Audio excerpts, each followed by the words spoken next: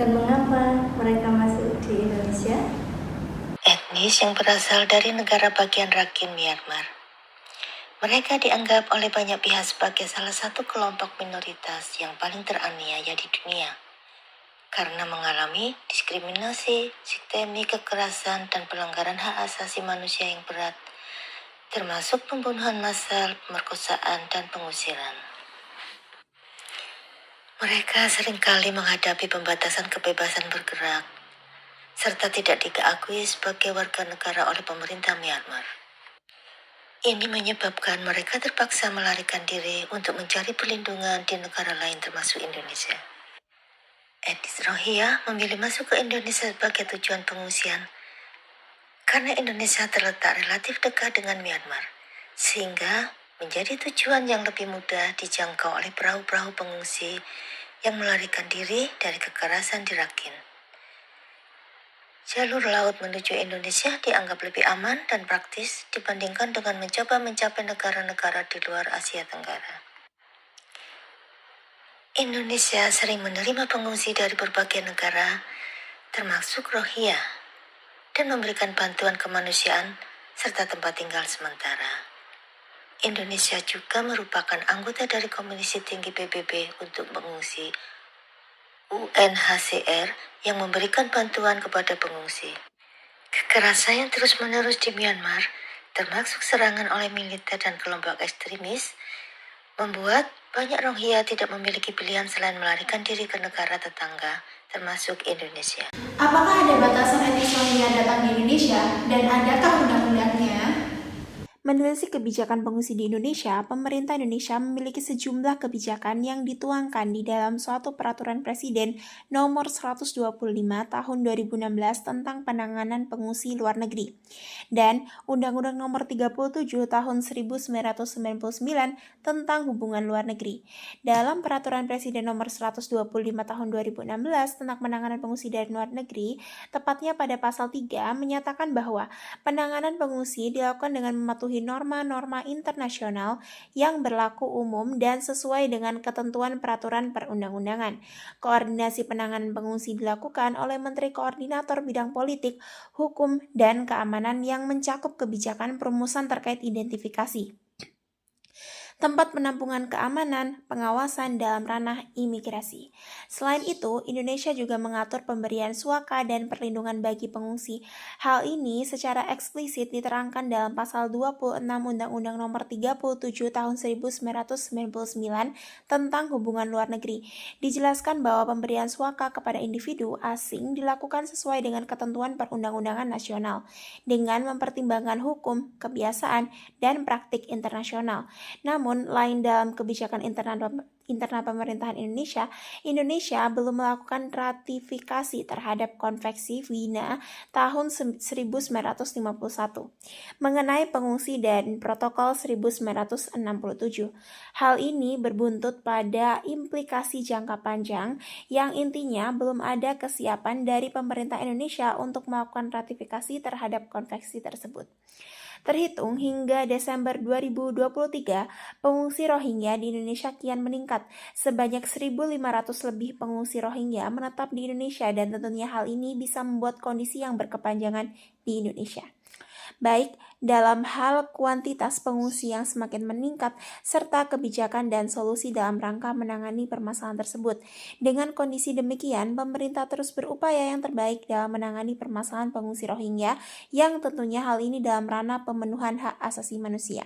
Beberapa usaha dalam pemutusan kebijakan terhadap pengungsi Rohingya yang telah dilakukan oleh pemerintah, di antaranya pertama, penguatan koordinasi antara pemerintah daerah, bahwasanya Provinsi Aceh menampung jumlah pengungsi Rohingya yang sangat banyak, yakni sejumlah 1.000 lebih pengungsi. Koordinasi ini dilakukan oleh pemerintah Indonesia yang diwakili oleh Kementerian Politik, Hukum, dan Hak Asasi Manusia dengan organisasi regional dan internasional seperti ASEAN dan UNHCR. Selain itu, pemerintah Indonesia juga berupaya untuk mengembalikan pengungsi Rohingya ke negara asalnya dengan membuat pemukiman tersentral dengan kriteria tidak terlalu dekat dengan pemukiman masyarakat. Apakah ada konflik antara etnis Rohingya dengan warga setempat di Indonesia, salah satunya di wilayah Aceh? Hubungan Hubungan antara pengungsi Rohingya dan masyarakat Aceh umumnya harmonis dan damai. Warga Aceh dikenal memiliki rasa kemanusiaan yang tinggi dan mereka menyambut para pengungsi dengan baik. Namun, hubungan ini tidak selalu mulus dan tanpa masalah. Ada beberapa tantangan yang dihadapi. Antara lain yang pertama adalah tantangan sosial. Perbedaan bahasa dan budaya yang membuat komunikasi antara pengungsi dan warga lokal menjadi sulit, dan juga ketidakpastian status hukum pengungsi di Indonesia. Banyak pengungsi Rohingya yang tidak memiliki status resmi sebagai warga negara, sehingga mereka tidak bisa bekerja atau bersekolah dengan mudah. Yang selanjutnya adalah tantangan ekonomi. Pengungsi tidak diizinkan bekerja secara legal di Indonesia. Ini membuat mereka bergantung pada bantuan kemanusiaan dari organisasi seperti UNHCR, IOM, dan pemerintah. Dan juga persaingan sumber daya lokal. Ada kekhawatiran bahwa keberadaan pengungsi dapat mempengaruhi akses masyarakat lokal terhadap pekerjaan, bantuan sosial, dan sumber daya lainnya.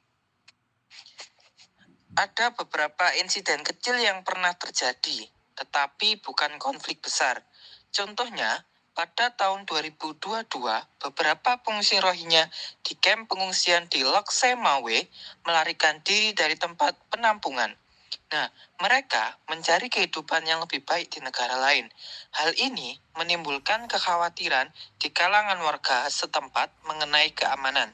Dan yang kedua, ada laporan mengenai pengungsi yang berusaha menikah dengan warga lokal, yang kadang menimbulkan ketegangan budaya dan sosial. Namun, insiden-insiden ini tidak berkembang menjadi konflik besar. Pemerintah dan organisasi kemanusiaan bekerja keras untuk menjaga hubungan baik antara pengungsi dan warga lokal. Apakah ada solusi mengenai konflik tersebut? Solusi yang dilakukan pemerintah dan organisasi. Untuk mengatasi tantangan yang ada, beberapa solusi telah diupayakan. Di antaranya yaitu bantuan kemanusiaan dan penanganan oleh UNHCR dan IOM. Organisasi internasional seperti UNHCR dan IOM memainkan peran besar dalam membantu pengungsi Rohingya. Mereka menyediakan makanan, tempat tinggal, layanan kesehatan, dan pendidikan bagi para pengungsi. UNHCR juga bekerja sama dengan pemerintah Indonesia untuk mencari solusi jangka panjang seperti relokasi ke negara ketiga. Kedua, ada kebijakan pemerintah Indonesia. Pemerintah Indonesia bersikap humanis terhadap pengungsi Rohingya, meskipun Indonesia bukan negara yang menandatangani konvensi PBB tentang pengungsi. Pemerintah memberikan tempat penampungan sementara dan berusaha mengelola pengungsi dengan bekerja sama dengan organisasi internasional.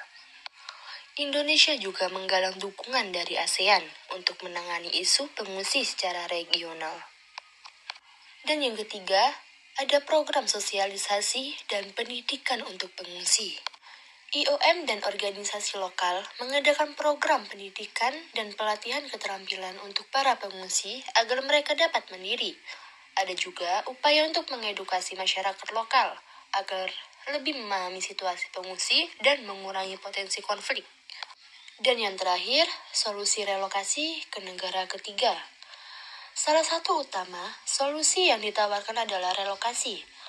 Pengungsi ke negara ketiga yang siap menerima mereka sebagai warga negara tetap, seperti Kanada, Amerika Serikat, dan beberapa negara Eropa.